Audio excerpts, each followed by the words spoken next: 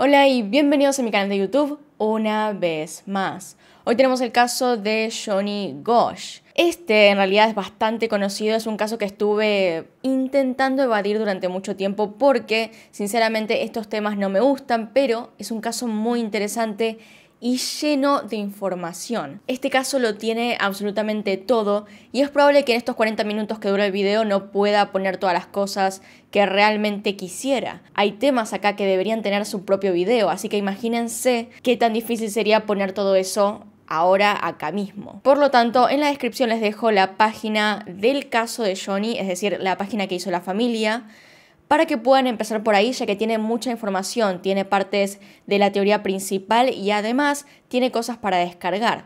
Les recomiendo más que nada un documento que escribió la madre de Johnny, en donde explica en 92 páginas su punto de vista desde el comienzo hasta el final. Es muy interesante, así que no voy a decir nada más porque nos estamos atrasando, pero piensen que es un caso que realmente cambió la perspectiva de muchas personas con respecto a lo que pasa en las desapariciones de niños y en cómo se maneja la gente con su seguridad. Así que sin nada más que decir, acá arriba en el que está en pantalla pueden ver el resto de mis casos y acá abajo tienen mis redes sociales por si quieren seguirme en alguna de ellas.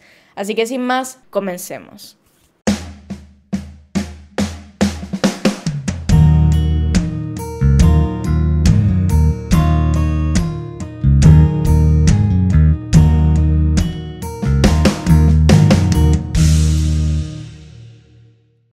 Johnny David Gosch era un niño en ese momento de tan solo 12 años que vivía en West Des Moines, Iowa, en Estados Unidos, junto con sus padres y sus dos hermanos.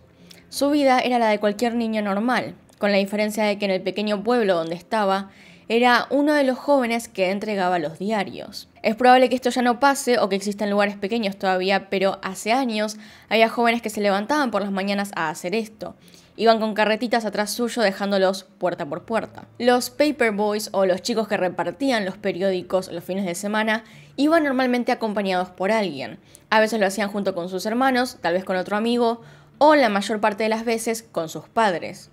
Johnny no era la excepción, evidentemente, él iba los fines de semana junto con su padre. Hablando de sus padres, ellos eran John y Noreen Gosch. Se conocieron estando en Iowa. Noreen tuvo 2 hijos con un matrimonio previo, el cual por cierto tuvo muchas tragedias. Su esposo anterior había sido diagnosticado con cáncer y 2 meses antes de sucumbir ante esta enfermedad ocurrió una tragedia. Su casa fue destruida por un tornado junto con su auto y todo lo que estaba alrededor. Noreen casi pierde a sus 2 hijos ese día. De hecho, como cuenta ella la historia, es increíble. Dice que una vez que los encontró, estaban tirados boca abajo en el suelo y pensó lo peor. Estaban tirados sobre vidrio, además. No se atrevió a acercarse hasta que, cuando llovió por fin, los chicos comenzaron a llorar. Ahí se dio cuenta que estaban vivos y por fin pudo suspirar en paz. Por lo que pueden ver, no fue nada fácil y como dije antes, su esposo termina muriendo 2 meses después. Sus hijos preguntándose por qué su padre había muerto y si a ella le iba a pasar lo mismo, hizo que Noreen cambiara la forma de ver las cosas, hizo que ella prefiriera hacer a quedarse llorando. Y esto es necesario explicar para poder ver el contexto de cómo sucede el caso y para poder entender el sentimiento de impotencia que ella tuvo. Era una persona que realmente haría cualquier cosa por sus hijos, que no se quedaría simplemente quieta, sino que haría todo para buscar justicia. Con esta nueva perspectiva y su vida comenzando de nuevo, ella conoce gracias a una amiga a un hombre llamado John Gosch, con quien después se casa y tienen por fin a otro hijo llamado Johnny, el último de los 3. Johnny era un niño muy feliz. Él creció junto con sus hermanos, junto con sus padres, tenía una vida bastante común, lo que se podría decir, y solía trabajar, como ya les dije, de repartidor de periódicos los fines de semana. Una de las fotos más conocidas del caso es la primera salida que tuvo a repartir. Él llevaba en ese momento una mochila, pero normalmente después de esto comenzó a llevar su carrito rojo con su nombre, donde también solía atar a su perro Salchicha para que lo acompañase durante todas esas mañanas. Pequeño dato extra acerca de su vida es que él quería comprarse una moto, esta que están viendo acá, y justamente fue por eso que se unió a repartir los periódicos. Y sí, lo logró. Él se compró la moto y solía ir a dar vueltas junto con su hermano a los campos cercanos al pueblo. Con todo esto dicho, pasemos entonces al día de los hechos. Esto ocurre el 5 de septiembre de 1982. Eran casi las 6 de la mañana, el sol estaba a punto de salir y Johnny ya estaba despierto para ir a repartir los diarios. Este domingo él se va a repartir sin su padre. Es una cosa que voy a explicar más tarde, pero él sale solo. Los padres por alguna razón se quedaron todavía en la casa sin despertarse, sin chequear que él se fuese, y fue recién unas horas más tarde cuando comienzan a llamar a su casa que se dan cuenta de que algo andaba mal. Resulta ser que ya a la mañana, cuando salió el sol, los vecinos comienzan a llamar a la casa diciendo que sus periódicos no estaban, que nadie los había entregado. La madre de Johnny, Noreen, comienza a creer que era un error y que probablemente su hijo estaba todavía durmiendo, así que, preparada para retarlo, sube a la habitación y ve que Johnny no estaba. Afuera, entonces, su padre comenzó a buscarlo y se dio cuenta de que su carrito estaba cerca de la casa con el perro y sin Johnny. Es entonces que Noreen se da cuenta de que algo estaba completamente mal y llama a la policía. Y es acá donde empieza todo el tema del caso, la corrupción, la falta de atención, algo que vamos a ver más adelante. El cuartel de la policía estaba a tan solo 10 cuadras de la casa de Johnny. 10 cuadras en un pueblo con pocos semáforos, en un lugar en el cual la policía puede llegar en 5 minutos, 3 minutos creo que haces rápido con un auto de la policía. Llegó 45 minutos después de la llamada, una patrulla. 45 minutos más tarde, entonces, le pregunta a un policía a la familia si Johnny había escapado alguna vez antes. La familia, evidentemente insultada por esa pregunta, le responden que no, que Johnny nunca se había ido, que no tenía planes de irse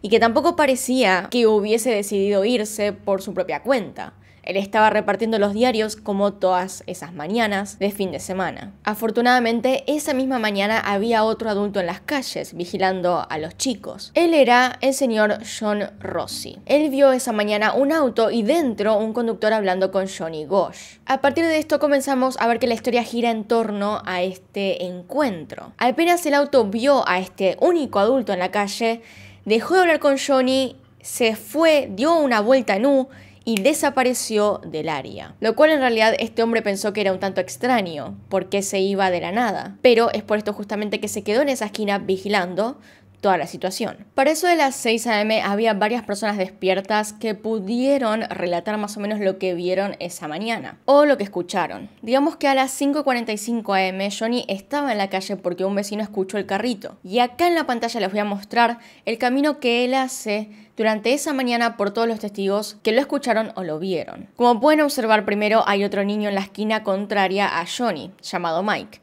Él también estaba repartiendo diarios cuando vio al auto pararse. Los vio hablar un rato y gracias a estas dos personas que pudieron ver más o menos dentro del auto se pudo hacer un retrato hablado del conductor. Es decir, gracias a Mike y al vecino Rossi. Este vehículo fue descrito como un auto de 2 puertas a su lado y supuestamente era un Ford Fairmont. Detalle curioso de todo esto que recién entendí cuando busqué el modelo en Google es que muchos autos de la policía de esa época eran justamente Fords Fairmonts. Y está bien tener esto en cuenta ya que hay teorías muy bien fundadas que hablan acerca de que la policía tuvo algo que ver en este caso o que al menos sabían algo acerca de lo que estaba pasando. Es solamente un detalle. John Rossi en ese momento estaba con Mike y Johnny. Él ya veía que había algo raro.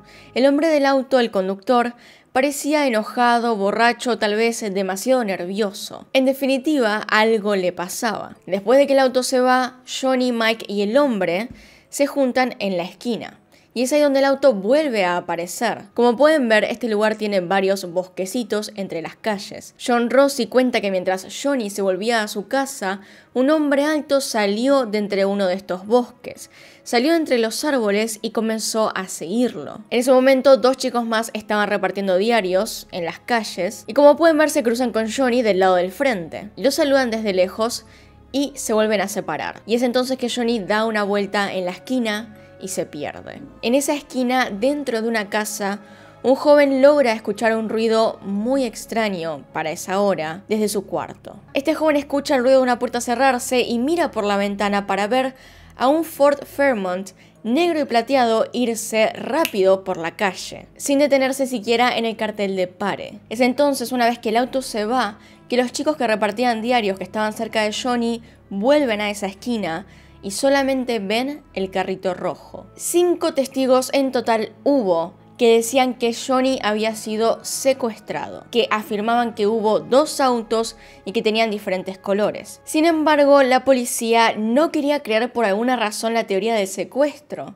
Teoría que en realidad no era una teoría, sino que más bien eran hechos. Preferían decir que se escapó. Y es por esto que es uno de los casos más conocidos de negligencia hasta ahora. Porque es extremadamente notable, es muy obvio que estas personas no querían encontrar a Johnny y que no querían hacer su trabajo. En ese tiempo todavía no existía la ley que habla acerca de que los menores no necesitan ningún tiempo mínimo para ser buscados. Así que la policía podía simplemente decir que no querían buscarlo y ya estaba. Esta actitud de la policía, más allá de si estaban involucrados o de si simplemente no tenían amor por su trabajo, hizo que el caso saliera muy perjudicado, porque de hecho tenían todas las posibilidades de empezar una investigación y simplemente no lo hicieron. Los siguientes días todos los vecinos del pueblo estaban concentrados en encontrar a Johnny, vivo o muerto, mientras la policía no hacía nada directamente e incluso le decía a la gente que dejaran de buscar porque era un simple caso de escape, de que Johnny se había escapado de su casa. Sin embargo, los vecinos no escucharon y siguieron buscando al lado de rutas, en lagos, en zanjas, en cualquier parte donde pudiese estar. Lo que me parece curioso también es que justamente los policías estaban intentando no hacer nada relacionado a Johnny, diciendo que era un caso en el cual él mismo se había marchado de su casa. Implica de todas maneras que él tenía 12 años, que era un menor y que por lo tanto también cabía dentro del trabajo de ser policía llevarlo a su casa nuevamente. O sea que en definitiva tenían que trabajar. Lo que rompe el corazón también en este caso es la cantidad de gente buscándolo. Todo esto mientras la familia esperaba que alguien les dijera algo, que alguien confirmara tal vez de quién era el auto, que alguien supiera alguna pista para decirles dónde estaba su hijo. Johnny, we love you. We're waiting for you to come home. We're doing everything in our power to get you back. And we're leaving the porch light on every night.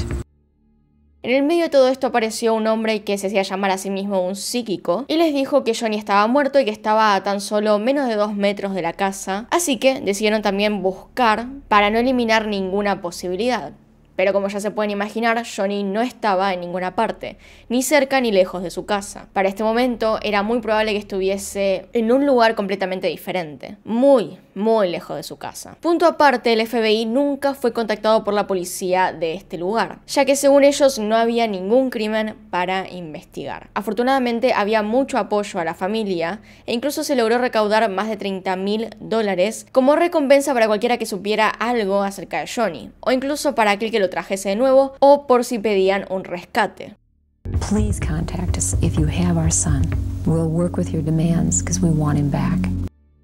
Como les dije al principio, Noreen no tuvo una vida fácil y ya estaba cansada de que le pasaran cosas malas, evidentemente, así que estaba determinada a encontrar a su hijo. Como dije, no era una persona que llorara ya para ese momento, así que en la prensa nunca apareció triste, sino que más bien estaba firme, lo cual le trajo críticas. Sin embargo, esta actitud también trajo muchos seguidores y gente que quería escucharla, que querían ayudarla. Pero justamente por el lado de la policía, por el lado de los investigadores, querían renunciar al caso. Evidentemente tenían que trabajar, no es que podían elegir no trabajar. Podían evitarlo durante un tiempo, pero en definitiva en algún momento tenían que ponerse a investigar. Por lo tanto, hubo varios investigadores que quisieron rechazar el caso y renunciar directamente, porque sentían que Noreen era demasiada presión. Sentían que les exigía demasiado, pero recordemos que no estaban haciendo mucho. Una vez que el caso llegó al FBI por parte de la gente y no por la policía del lugar, hubo algunos representantes que se refirieron a Noreen como una persona un tanto demente. Se ve que en ese momento había un grupo de personas que no toleraban que se les exigiera cumplir con su trabajo. Al parecer la familia no podía preguntar dónde estaba su hijo sin ser criticados por las autoridades. Incluso como excusa le dijeron a la familia que hasta que no probasen que Johnny estaba en peligro, ellos mismos no lo iban a buscar. Volviendo a la parte del trabajo, justamente probar que él estaba en peligro era el trabajo de la policía y en ese momento del FBI. Después de algunos meses de tener que lidiar con todo esto, se dio a conocer que el jefe de la policía del barrio donde desapareció Johnny era un corrupto. Pero no solo eso, sino que también había estado haciéndole favores a su familia con multas y otras cosas. Tomaba en horas de trabajo, lo cual perjudicaba evidentemente su rendimiento y además interfirió con la investigación de uno de sus hijos. Esta persona evidentemente no podía trabajar más, así que 6 meses después de estas acusaciones, Cooney, el jefe de policía, renuncia. La investigación entonces comenzó a girar en torno a la pedofilia. Cuando Kenneth Wooden, un experto en el área de los derechos y seguridad de niños, llegó a la vida de los Gosh. Él comenzó a informarles acerca de cómo trabajaban aquellos que raptaban menores para vender o usar, y comenzó a hablar acerca de algo que en ese momento no se decía en voz alta, algo que la gente no quería escuchar. En ese momento, como pueden imaginarse, muchos padres dejaban a sus hijos solos. Los dejaban pasear, los dejaban ir a la escuela sin ningún problema, sin ellos, y tenían entendido que había peligro a su alrededor, pero que no era tan serio como para cuidarlos demasiado. Ustedes pueden imaginarse que este era un momento en el cual la gente dejaba a sus hijos ir por la calle solos sin ningún problema. De noche por ahí tenían un poco más de cuidado, pero realmente no tenían una conciencia acerca de qué tan peligroso era para los niños. No lo sabían porque nadie hablaba de eso, solo las personas que estaban informadas en el tema, que no eran muchas. Para ese momento ya había bandas de personas involucradas en la trata de menores. Había gente que ya estaba secuestrando a muchos niños, hasta un punto en el cual se hizo sumamente evidente, y cosa que vamos a ver en un rato. De a poco, y gracias a este caso, debo decir, se hizo más conocido todo el tema de la trata, se hizo más conocido el abuso de menores, y con el tiempo la gente comenzó a preocuparse un poco más y a querer participar en la lucha en contra de esto. Antes de seguir, hablemos un poco de algunas cosas extrañas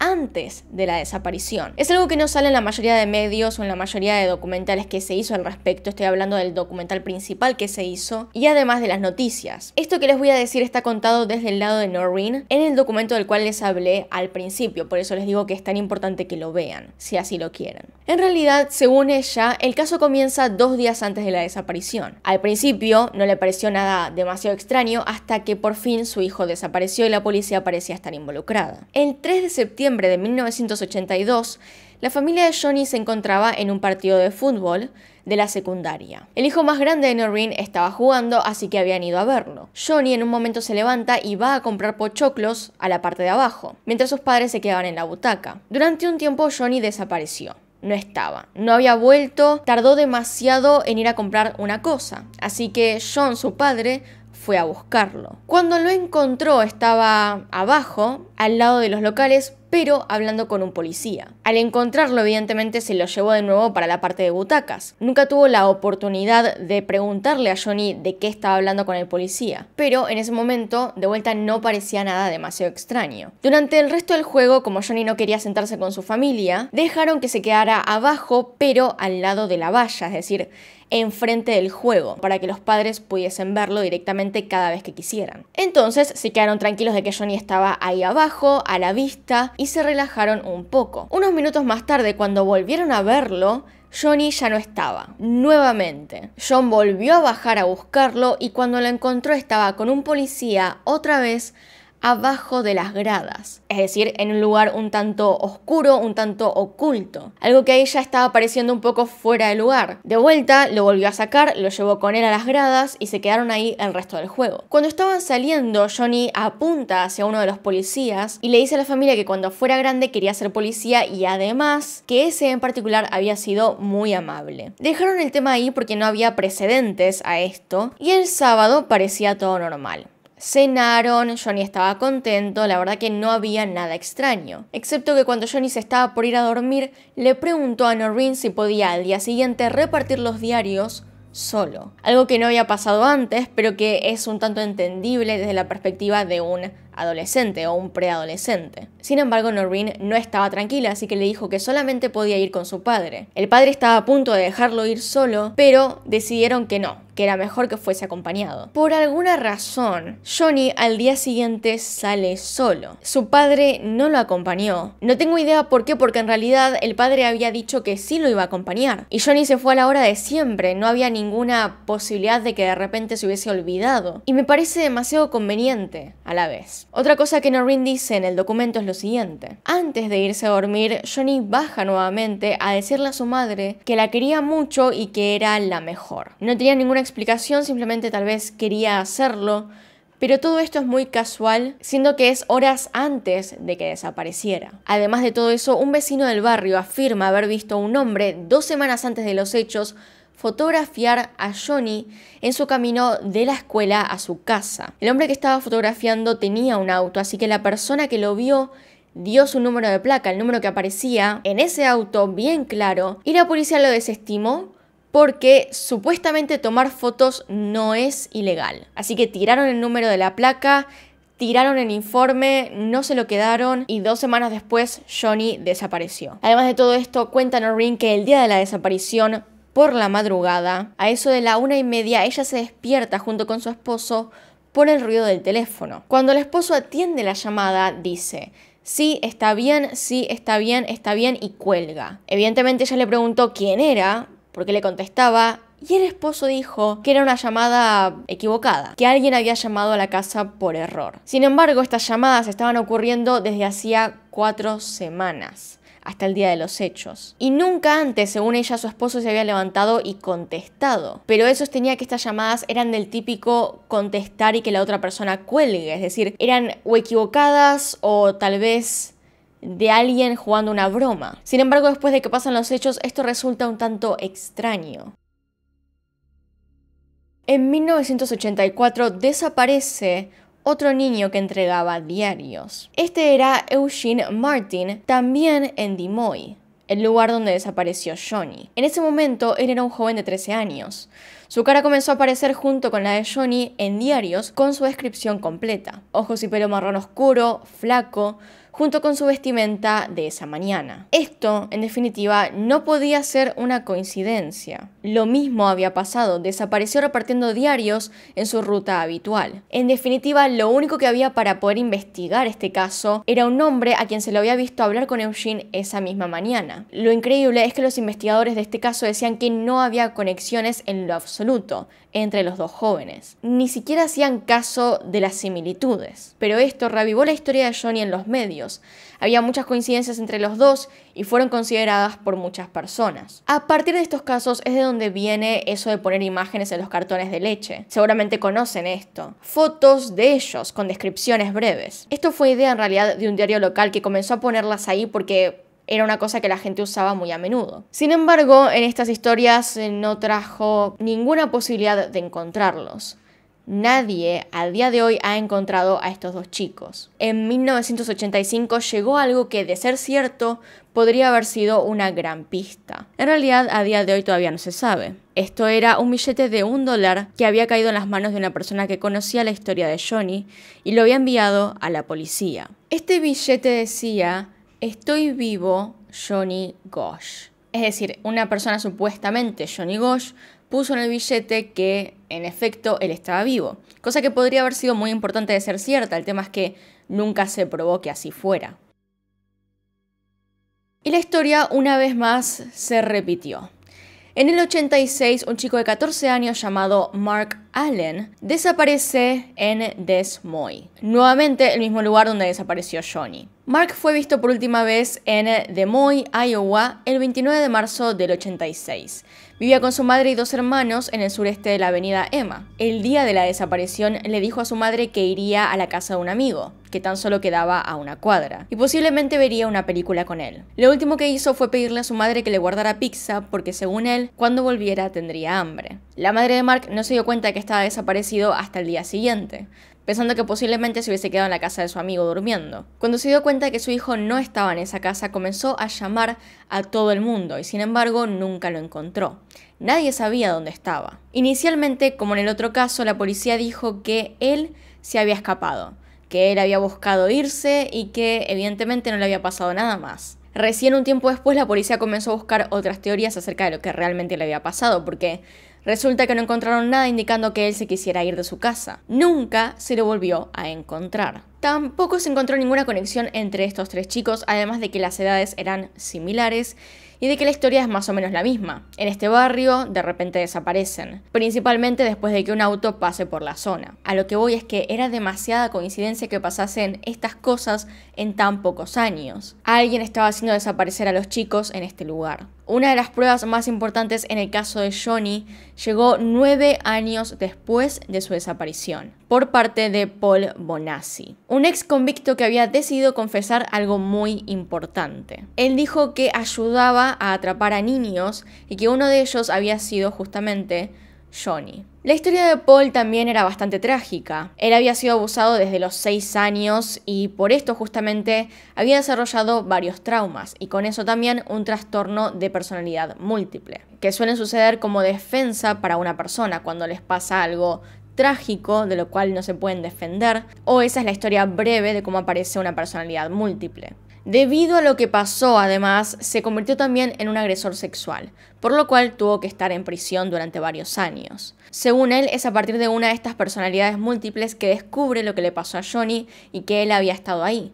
Porque realmente gran parte de su vida él no la recordaba, sino que lo hacían otras personalidades. Según lo que pudo recordar en ese momento, él fue quien lo atacó de atrás y le puso cloroformo en la cara. La razón de la abducción por fin tenía una respuesta clara, y es que iban a usar a Johnny para desarrollar pornografía infantil. Este hombre pudo hacer un mapa de la calle en el lugar exacto en el cual ocurre el crimen. Contó quiénes eran los que planeaban estas cosas e incluso se pudo hacer un retrato de la persona que planeó específicamente este secuestro. Contó que él fue uno de los que abusó de Johnny, en parte obligado también, y nombró a algunas otras personas involucradas en todo esto. También dijo que tomaron fotos para poder venderlo. Le contó detalles a la madre de Johnny que solamente él podría saber, o las personas cercanas a su familia. Como que Johnny acompañaba a su madre a las clases de yoga, cosa que realmente nadie afuera de la familia sabía o tenía por qué saber porque no era relevante, así que nunca lo dijeron en las noticias. Y nombró también varias marcas que tenía en el cuerpo. Entre ellas, una en el pecho, que esa sí había sido nombrada en los medios, una herida en la lengua que se hizo cuando era chiquito,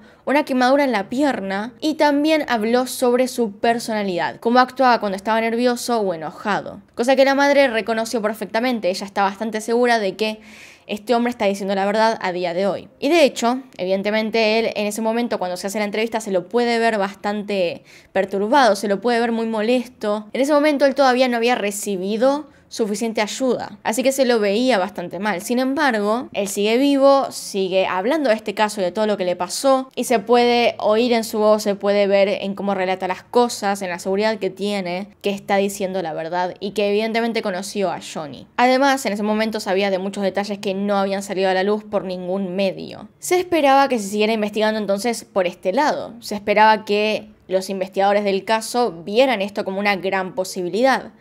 Sin embargo, en lugar de preguntarle a Paul, directamente fueron con la familia 10 años más tarde del crimen y les preguntaron a ellos si sabían dónde estaba Paul en ese momento. Algunos familiares lo ubicaron en otro lugar en el momento de los hechos y decidieron creer eso, memorias de unas personas hacía 10 años, en lugar de simplemente ir y preguntarle a Paul más detalles. De vuelta, esto podría ser incompetencia o directamente querer que el caso no sea investigado. Por otro lado, también hablando de todo esto, de las personas involucradas, de las instituciones involucradas, podemos decir que se estableció en internet que Paul Bonacci podría ser una víctima del proyecto Monarca. Para aquellos que no sepan de qué estamos hablando, primero tienen que introducirse en el tema del proyecto MKUltra. Si no saben lo que es, tengo un video en el canal que les voy a dejar en la i que está ahí arriba. El problema con el proyecto MKUltra es que es real, es algo que pasó, es algo que después fue prohibido, pero el objetivo era experimentar en las mentes de las personas. Hay víctimas que siguieron contando durante años lo que tuvieron que experimentar. Se supone entonces que el proyecto Monarca sería una continuación del MKUltra. Y sinceramente, viendo que todo esto es real y que, bueno, los círculos de trata de menores son reales, que hay mucha complicidad de personas en el poder, de personas que son parte de cosas como el FBI o la CIA, lo veo un poco creíble, porque no me sorprendería que quisieran seguir con esos proyectos y que en el proceso le hayan desarrollado algunos cuantos problemas a algunas personas. Esto podría incluso involucrar a Johnny en la última teoría que vamos a ver de este caso al final del video. Pero si quieren saber más, puedo hacer un video de Paul Bonacci únicamente de él, hablando de todas las conspiraciones y cosas que le pasaron. Así como también pueden ir a YouTube a ver una de las entrevistas más famosas con esta persona, hablando de todas estas cosas en el momento en el cual estaba más vulnerable, se podría decir. Además de todo esto, durante bastante tiempo, Bonacci tuvo una serie de cartas guardadas que hablaban justamente de todo esto que le estaba pasando a él y que probablemente le pasó a Johnny.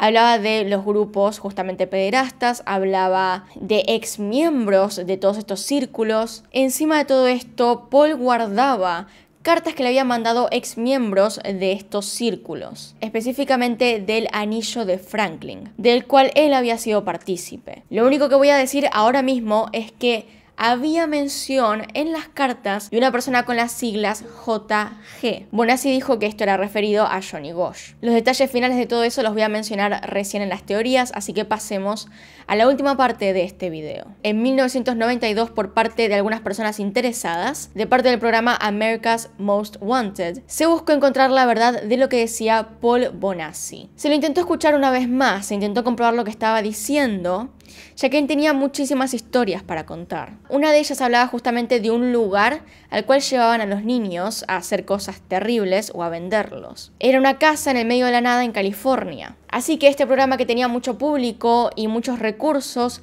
decidió llevarlo hasta el lugar que él describió, y en efecto existía. No solo eso, sino que también pudo describir cosas que había en la casa, cosas muy específicas, como por ejemplo en la parte de abajo había un pozo y dentro había siglas de nombres de otros chicos, como firmas en una pared.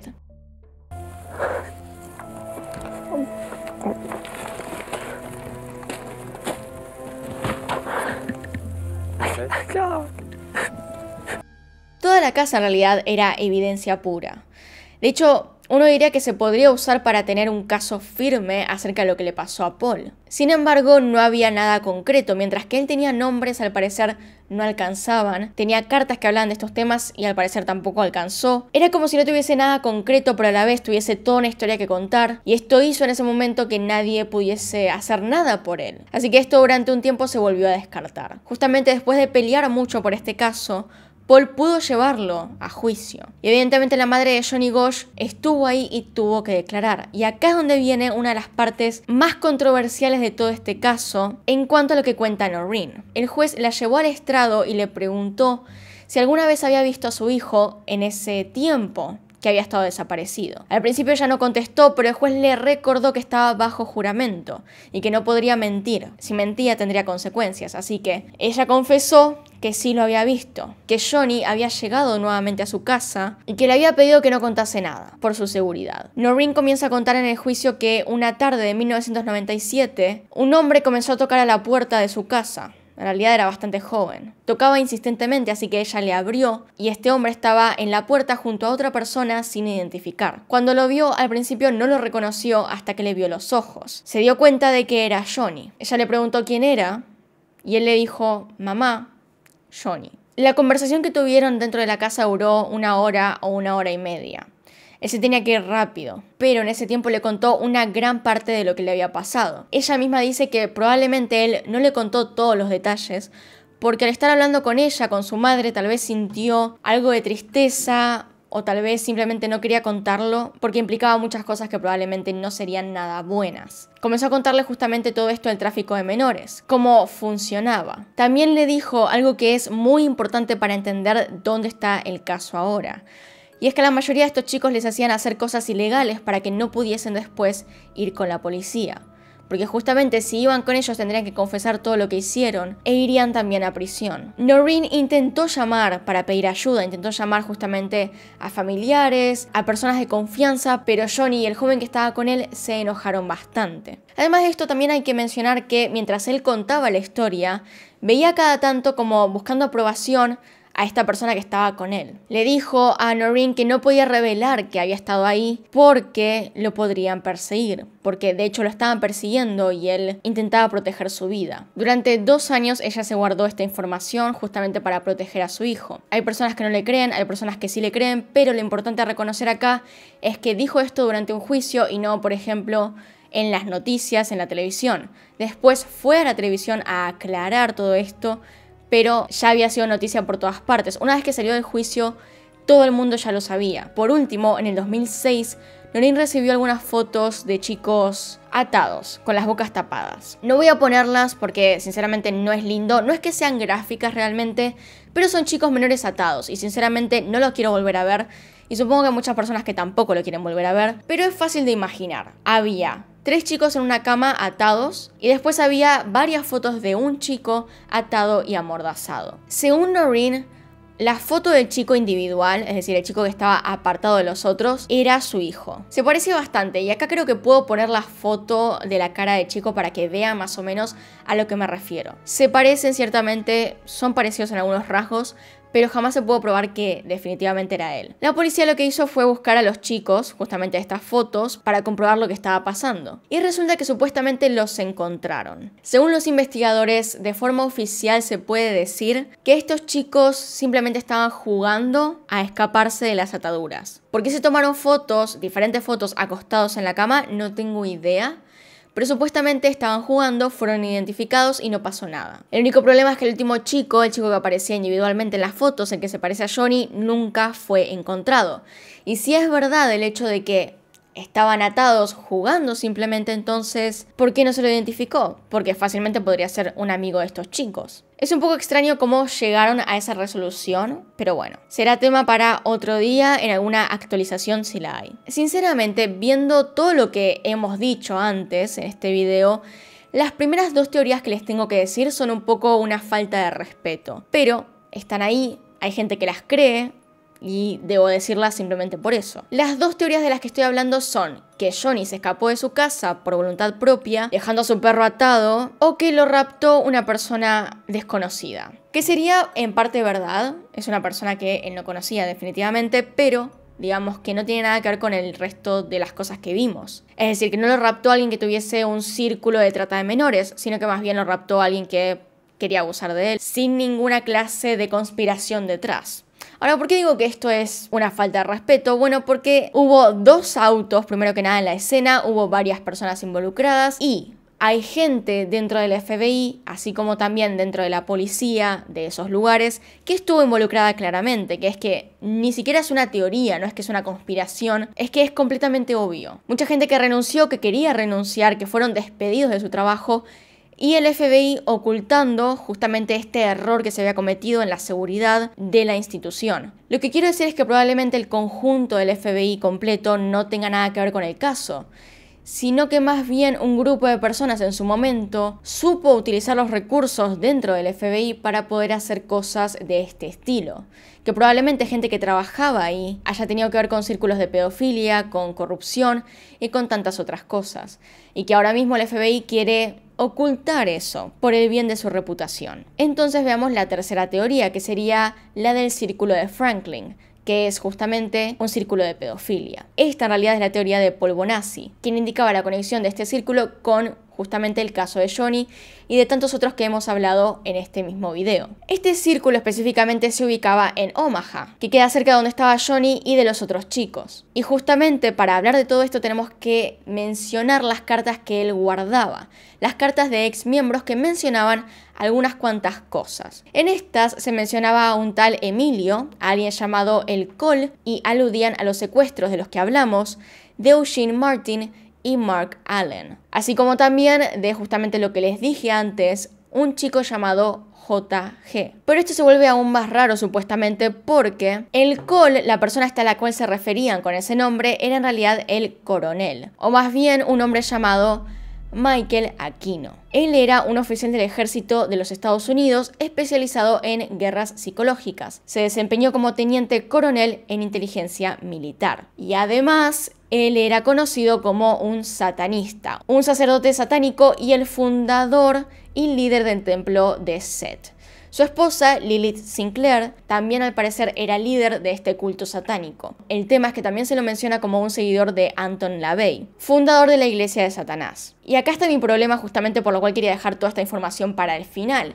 Puede ser que el coronel sí tuviese una iglesia y un culto donde justamente se hicieran cosas contra menores, pero no tiene nada que ver con Anton LaVey y justamente la confusión puede llevar a aún más problemas cuando hablamos de otros casos o nos metemos más a fondo en este tipo de problemas. Anton LaVey hizo la Biblia del satanismo, la cual en realidad habla de ir en contra de la pedofilia. No específicamente va a eso la Biblia, pero sí hace mención de la pedofilia en la Iglesia Católica, para nada mostrándolo como algo bueno. E incluso podemos ver en uno de sus mandamientos que dice no hieras niños pequeños. Aunque claro, No es la primera vez que una Biblia es malinterpretada. Pero esta es una de las cosas que Bonacci mencionó, y justamente si pudimos identificar a una persona como lo fue el coronel, debería haberse investigado y debería seguirse investigando a todo el resto de personas que están mencionadas en las cartas. Pero como dije en su momento, no había nada concreto para ir en contra de esta gente. Afortunadamente fue visto de todas maneras como un testigo dentro de todas estas causas. Es hasta ahora que sigue hablando justamente de lo que le pasó, de Johnny y de todo esto, para poder ayudar a desmantelar la trata de personas y la trata de menores. Vean por ustedes mismos la persona en la cual se convirtió Paul Bonacci.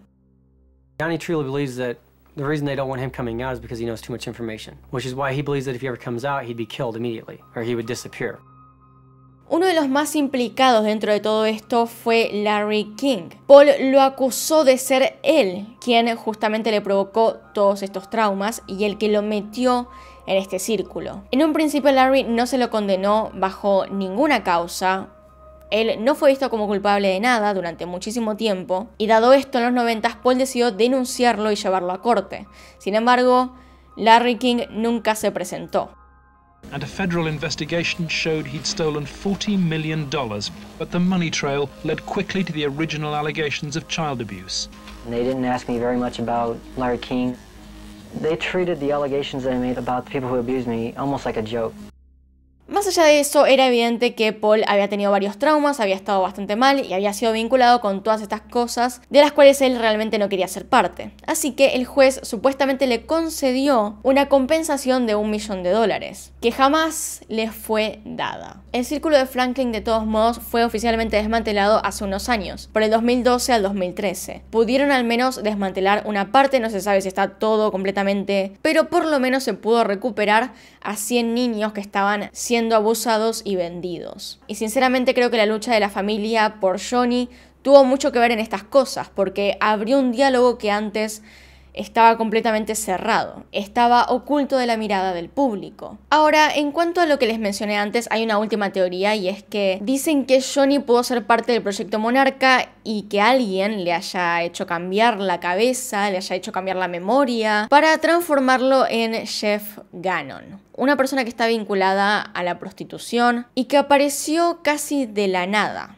en la política. Estuvo muchas veces en la Casa Blanca y nadie podía explicar por qué. Sé que tenía conexiones con el presidente o con alguna persona de un alto cargo y no se revelaba muy bien qué estaba pasando. Toda su figura es sospechosa y realmente no se sabe nada de su pasado. Varias veces le preguntaron si se podía hacer exámenes de ADN para terminar las teorías de que era Johnny y todas las veces contestó que sí, que lo iba a hacer, pero jamás lo hizo. Tampoco tenemos certificado de nacimiento, pero él asegura que es más grande que Johnny. La mayoría de la gente basa esto no solo en su pasado, sino que también en su cara. No hay muchas fotos de él, pero esta es su cara y esta es la cara de Johnny. Hay algunos rasgos parecidos, pero no del todo. Sinceramente yo no veo todo el parecido que se le atribuye, pero hay gente que dice que puede ser.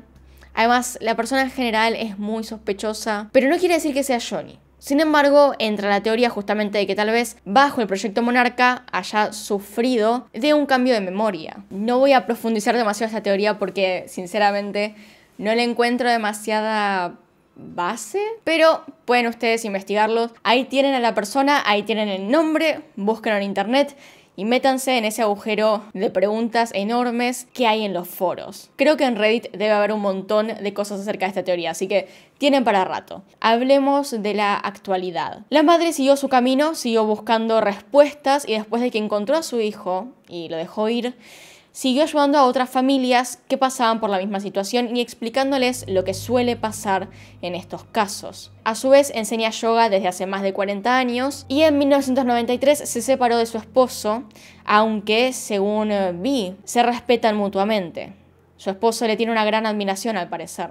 Pero bueno, como hemos visto en otros casos, no es nada fácil sobrellevar un tipo de pérdida como este. No es nada fácil. Por su parte, Paul se casó, vive lo más feliz que puede y sigue siendo una gran fuente con respecto a este tipo de temas. Sigue hablando justamente acerca de todo esto para que no se olvide. Aparte, si quieren saber un poco más acerca de todas estas cosas, pueden consultar también el testimonio de Jimmy Gibson y Rusty Nelson, que son personas que también salieron junto a Paul a hablar de este tema y hablar de la trata de manera personal, porque ellos lo sufrieron. En cuanto a Johnny, me parece que lo que dice la madre es verdad, y justamente porque conozco otros casos puedo decirlo con casi una total seguridad. ¿Por qué? Porque cuando se meten en la trata, cuando hay gente que lamentablemente es secuestrada y cae en esto, suele ser perseguida el resto de su vida. Hay muchas personas que salen y aunque vos sepas que salieron de ahí, nunca deberías decir sus nombres, nunca deberías usar su nombre real, ellos ni siquiera lo usan. Y además viven perseguidos todo el tiempo porque muchas veces hay personas que salen